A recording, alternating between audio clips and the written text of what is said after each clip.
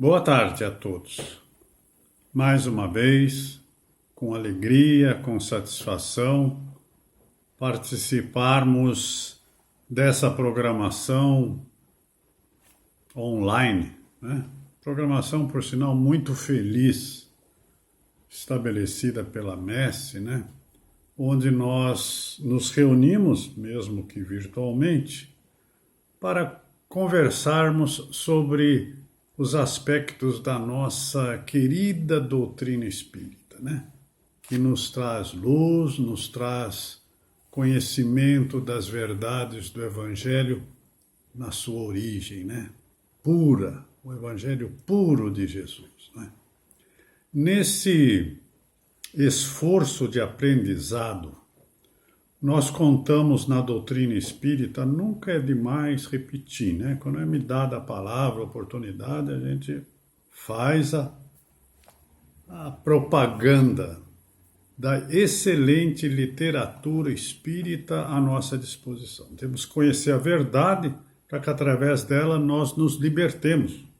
Libertemos dos nossos próprios defeitos, das nossas, né, fraquezas ainda. Mas o Espiritismo, se por um lado pede esse esforço de reflexão, de estudo, grupos de estudo, reuniões, palestras, nos coloca à disposição uma bibliografia maravilhosa, começando pelo Livro dos Espíritos, o cerne da doutrina. Dali derivar as outras 4 obras, o Evangelho segundo o Espiritismo, que é o mais lido, o mais vendido, geralmente o mais consultado para palestras, né? E as obras complementares de escola, de qualidade. Aí a gente tem que ter o critério de escolher as melhores obras. Pois bem, essa programação da Messe escolheu obras de primeira linha. Médio, Divaldo Pereira Franco, né? E através mensagens pelo espírito de Amélia Rodrigues, poetisa baiana, né, que traz uma pintura nova, né, nas palavras do Evangelho. É o que a gente, nesta tarde, vamos refletir, vamos ler as mensagens de Amélia Rodrigues contidas no livro Vivendo com Jesus, capítulo 11, as obras de Amélia Rodrigues, a exemplo das de Emmanuel, de André Luiz, de Joana de Ângeles. Antigamente a gente falava, você tem que ler com o dicionário Aurélio do lado, né? Para poder. Agora você tem o Google ali, ele facilita. Você vai ler uma mensagem de Amélia Rodrigues, ela tem uma linguagem profunda. Nossa, por que tanta...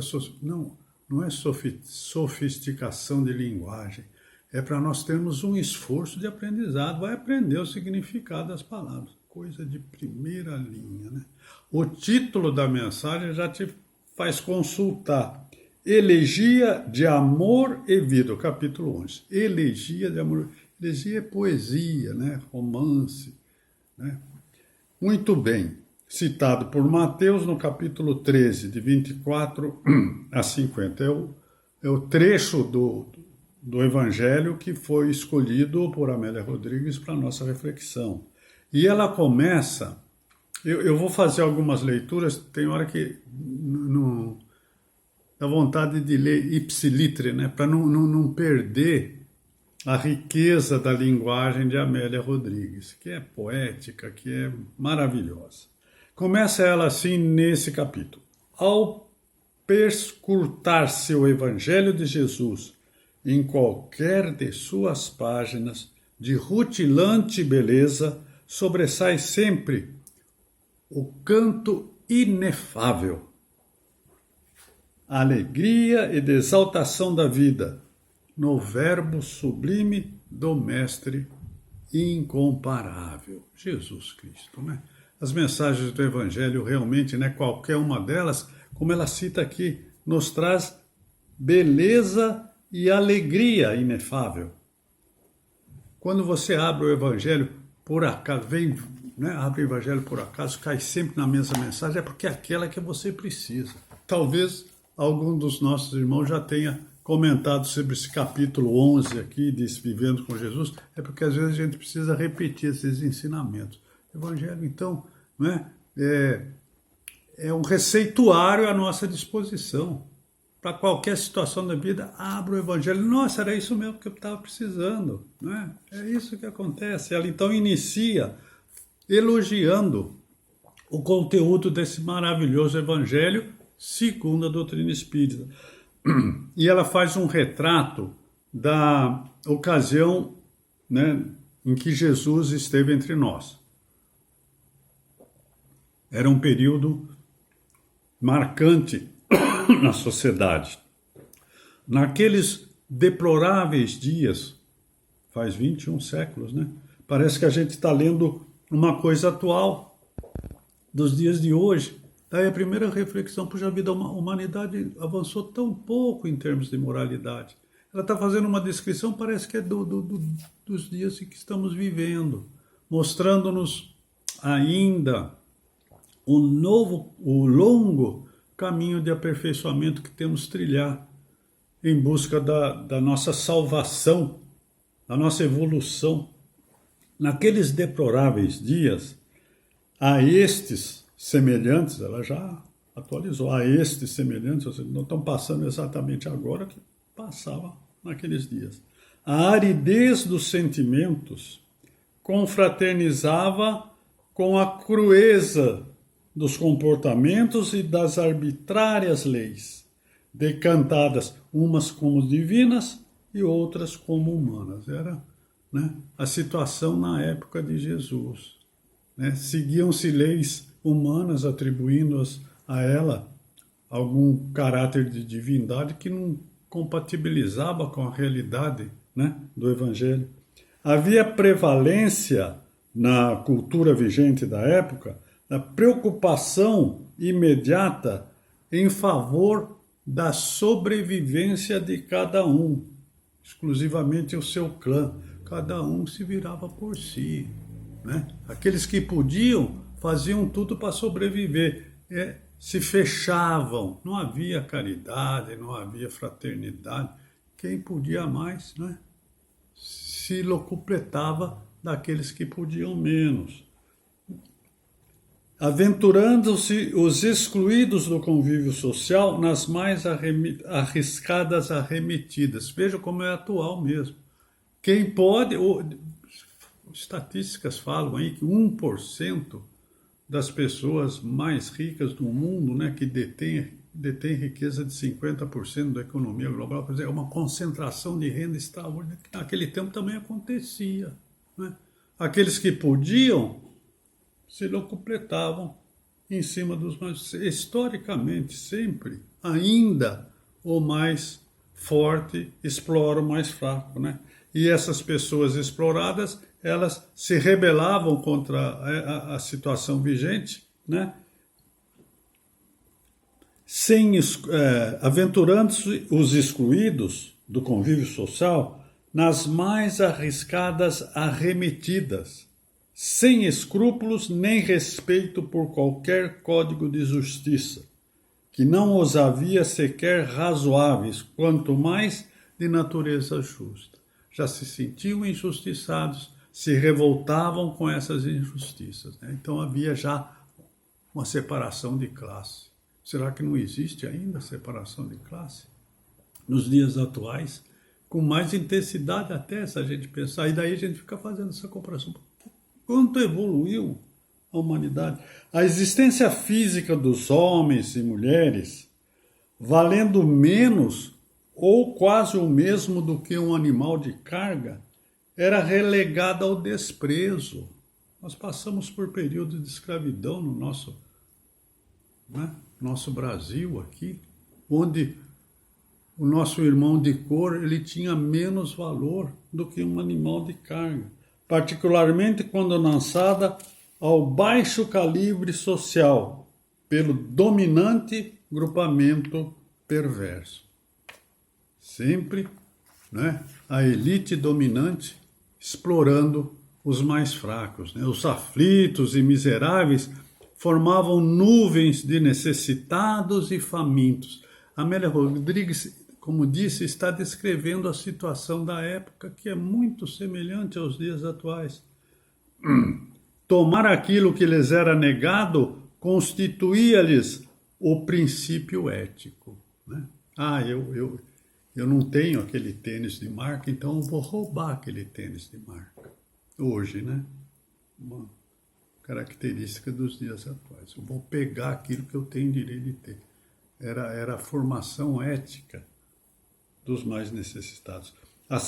Olha aí, a separação hedionda de classes imposta pelas autoridades insensíveis, civis e religiosas. Havia também essa distinção. Aí, né? As religiões da época oprimiam o povo, descaradamente, né? Assintosamente. Embora a lei antiga estabelecesse socorro aos esfameados, né? Pelo menos uma vez ao ano, abriam-se as portas para as pessoas se locupletarem dos alimentos. Isso daí era estabelecido na lei antiga, mas depois foi sendo esquecida, deixa para lá, continuou da mesma forma. Esse era, né, segundo o resumo de Amélia Rodrigues, o panorama da época. Surgiu Jesus naquela grande noite como uma estrela polar e clareou-lhes a alma, em razão da sua decisão de viver com eles, elegendo preferencialmente os enfermos de todos os tipos. É um enfermo que precisa de médico. Aqui dá até para fazer um gancho com relação ao capítulo 16 do Evangelho, fora da caridade não há salvação. Porque Jesus aqui veio dar o exemplo de como praticar caridade. Sua decisão de viver com eles, elegendo principalmente os mais necessitados, é o que a gente tinha que fazer, né? A fim de curá-los e de elevá-los a Deus, pelo restituir-lhes a dignidade, a prática da caridade, né? Se restitui a dignidade da pessoa. Para tanto, participou das suas penosas e escuras aflições, sem imiscuir-se, porém, nas suas misérias. Ele participava do problema, mas seguia em frente, ajudando o quanto podia, seguindo em frente, sem orientar, mostrava o caminho. Até hoje nós temos, por exemplo, nas claridades do Evangelho, o caminho a ser seguido para o nosso aperfeiçoamento. Mas tem que ser iniciativa nossa, né? Aqui está o fora da caridade, não há salvação, né? Jesus ia de encontro à necessidade, foi morar entre eles, né? Sua decisão é de viver entre eles. Daí a lição, você não precisa ter dinheiro para praticar caridade. Jesus não tinha dinheiro. Tinha uma pedra para recostar a cabeça, né? Que a gente aprendeu. Ele não era instruído com instrução superior, pelo menos, né? Quando viveu entre nós, ele era um aprendiz de carpinteiro, junto com o pai. Ele não tinha poder constituído também, não é? Ele era uma pessoa simples. Sua linguagem era simples e fácil de entender. A humanidade não aprendeu até hoje, depois de 21 séculos, né? A linguagem simples e clara de Jesus. Amar ao próximo como a si mesmo. A Deus sobre todas as coisas. Ponto. Não tem mistério, não tem, né? É apenas termos a vontade de praticarmos esses ensinamentos, de nos melhorarmos intimamente, né? E quem foram os seus prepostos? Simples e rudes pescadores, sem inteligência maior, apenas com a boa vontade de aprender. Então, aí está, né, um exemplo, né, em que Jesus, a Amélia Rodrigues descreve que a vinda dele veio nesse sentido, de nos mostrar como devemos nos tratar uns aos outros. Uma lição tão simples de ir de encontro àqueles que precisam, né? E que até hoje ainda não conseguimos seguir. Me lembro de uma mensagem nesse contexto de prática da caridade, né? Dentro dessa uma mensagem, eu não me lembro se eu já falei com vocês sobre isso. Agora eu já estou na idade de começar a repetir exemplos, repetir citação, mas o Richard Simonetti, ele publicou no Reformador de 2015 uma mensagem de terceirização, mostrando que muitas vezes a gente, para praticar a caridade, a gente precisa aprender, porque não é fácil, né? Ele cita uma cena, terceirização, né? Da caridade. Cita uma cena que está numa praça, uma senhora grávida, com um filhinho no colo, o outro ali agarrando nos vestidinhos, esmolando na praça, né? A criancinha estava com febre, doente, não tinha comido nada durante aquele dia. Passa um senhor, um cidadão de posses, vê aquela senhora implorando ajuda, implorando remédio e podendo, né? Passou um lustro ali de caridade nele, ele pegou, tirou a carteira, deu uma nota e deu: Deus te abençoe e te cuide, minha irmã. E aparentemente um gesto, nossa, foi caridoso, ele pode, ajudou, caridade material, a gente já começa a entender a importância da distinção entre caridade material e caridade moral, né? Mas o Richard Simonetti, nesse artigo, ele fala, que bom, que bonito, né, caridade? Não foi um gesto.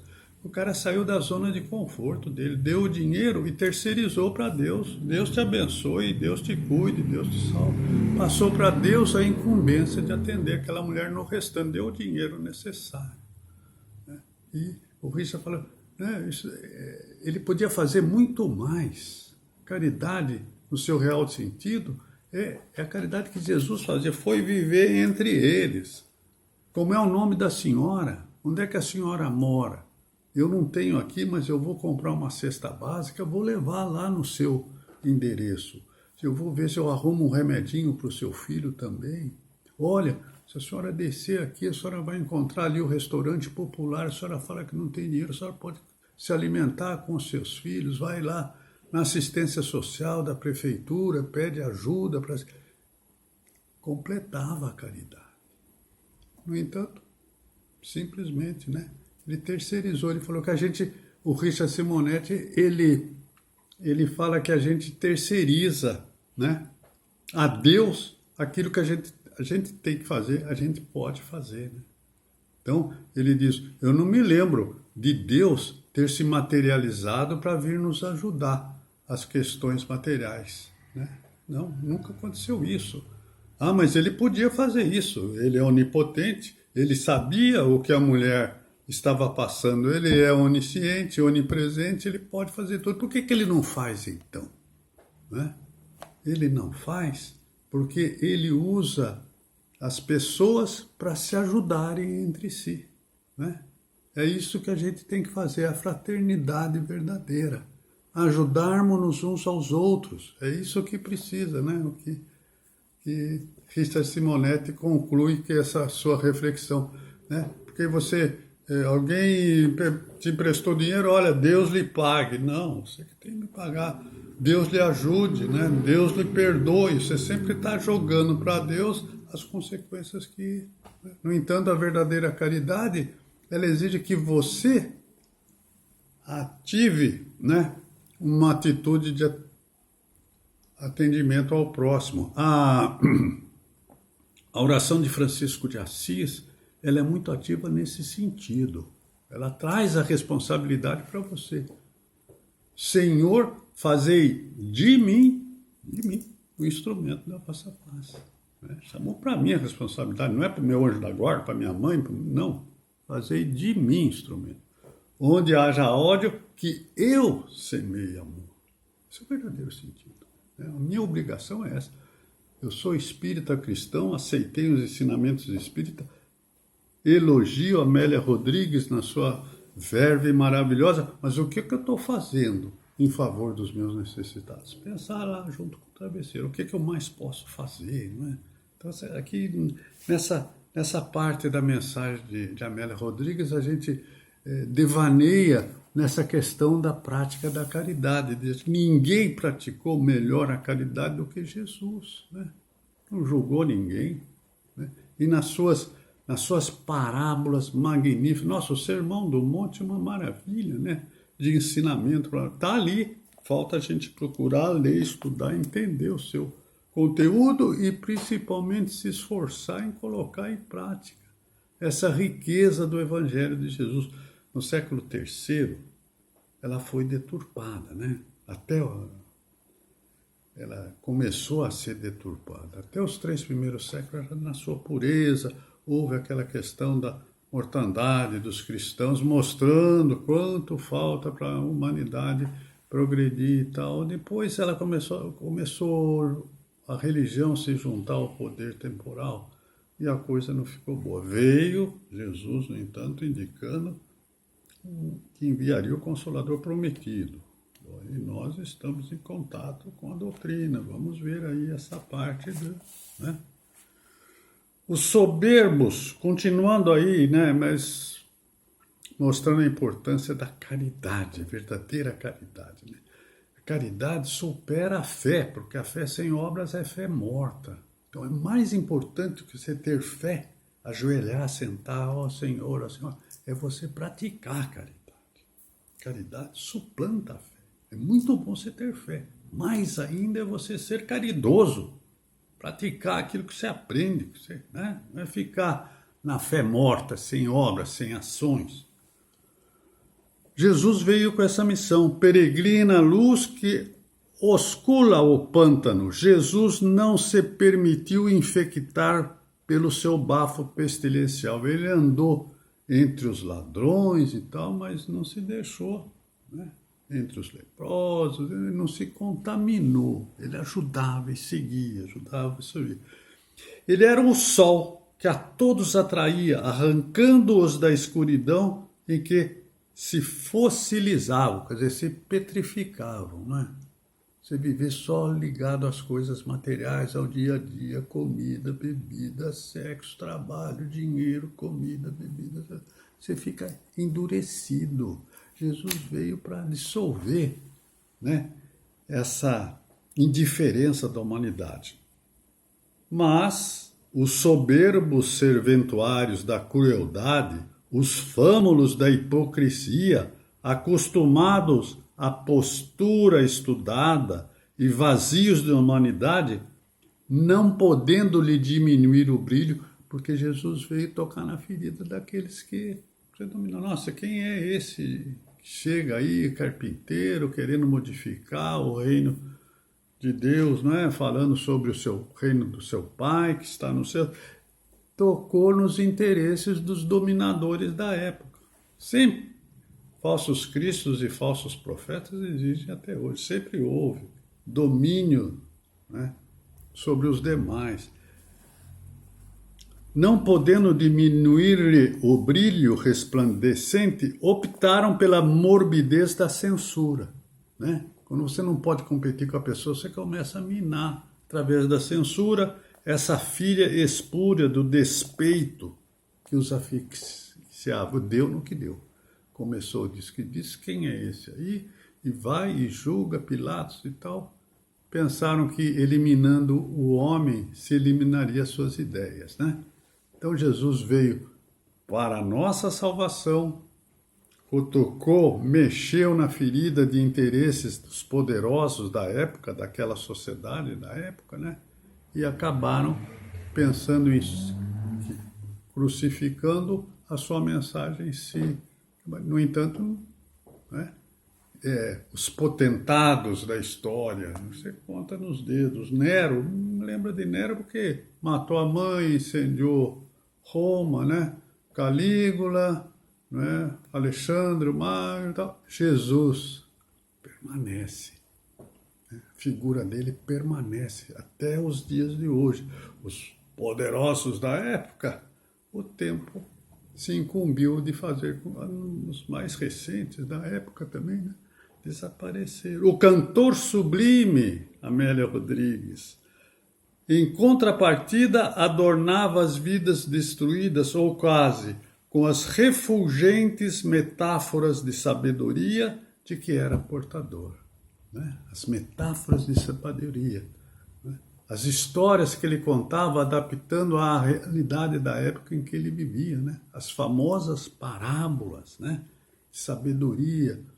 Sermão da Montanha, uma coisa extraordinária de ser estudada, linha por linha, né? Nos trazendo solução para todos os nossos problemas, desde que nos desapeguemos das coisas materiais e pensemos nas verdadeiras coisas do Espírito. A doutrina espírita bate nessa tecla incessantemente. Fazer a reforma íntima, desapegando-se das coisas materiais, e preocupando-se com as coisas do Espírito, viver com o necessário e distribuir o supérfluo. É a grande filosofia da vida.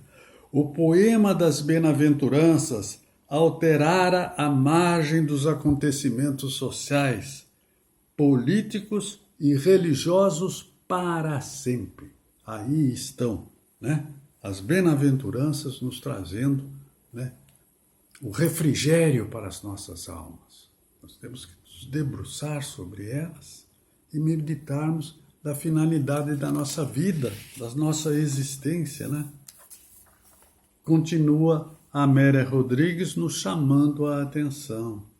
A ignorância dos desventurados é o madeiro que os crucifica sem cessar. Ignorância. Vem a doutrina espírita, procura a verdade e a verdade vos libertará. Jesus Cristo falou isso incessantemente. E como eu disse no início da conversa, nós temos material abundante para encontrarmos a verdade, deixarmos de ignorância. Por isso que nas casas espíritas bem estruturadas, né, você coloca ali um grupo de estudos, né, do livro dos espíritos, do livro dos métodos, com o objetivo de clarear consciências das pessoas. Nós temos que dar o pão que sustenta o corpo físico, com certeza. Né? E depois do pão para o corpo físico, você tem que trazer a palavra de Jesus para que nos alimente a alma nas agruras das nossas vidas. Simples assim. Tanto tempo e o panorama não mudou. Ligue a televisão no noticiário, 90% é crueldade. Esse ensinamento que nós poderíamos ter nessa pandemia, né? Na necessidade de nós não fazermos o chamado isolamento social, retumbou aí em separações, em violência entre casais, a mulher, né, fisicamente desvantajosa, né, fisicamente, acaba sendo agredida, a agressão às mulheres aumentou, ignorância para todos os lados, quando a família podia aproveitar esse estreitamento de relacionamento para se conhecer, virou o contrário, né? E já tem alerta, né, para que se a humanidade não aprender com essa pandemia, virão outras também, né? Até que a gente aprenda a amarmos uns aos outros, cuidarmos da nossa casa, da natureza, né? Está aí Petrópolis mostrando, né? A ocupação indevida, o clima modificado, né? Ou faz muito calor, ou chove muito demais, está modificando a temperatura do ambiente, né? Que é a nossa casa, que é a nossa grande morada. Então nós temos ensinamentos, né, para modificarmos a nossa forma de ser. Né? Como eu costumo dizer, o assunto é extenso, o tempo é escasso. Leiam esse capítulo com bastante atenção. Eu destaquei apenas aquilo que eu achei de mais importante para essa nossa fraterna conversa, mas esse capítulo número 11 é rico de ensinamentos, né, do livro Vivendo com Jesus. Finaliza Amélia Rodrigues para finalizarmos o nosso feliz encontro. Jesus permanece o mesmo cantor incomparável daqueles inolvidáveis dias, e a multidão atual, algo desvairada, é a sua meta nas praias do mundo, convidando-a ao reino dos céus. Continua aquele amor inefável por todos nós. Muito obrigado pela oportunidade dessa conversa fraterna. Outras virão, né? Com certeza. Muita paz a todos. Obrigado pela paciência. Até uma breve e próxima oportunidade.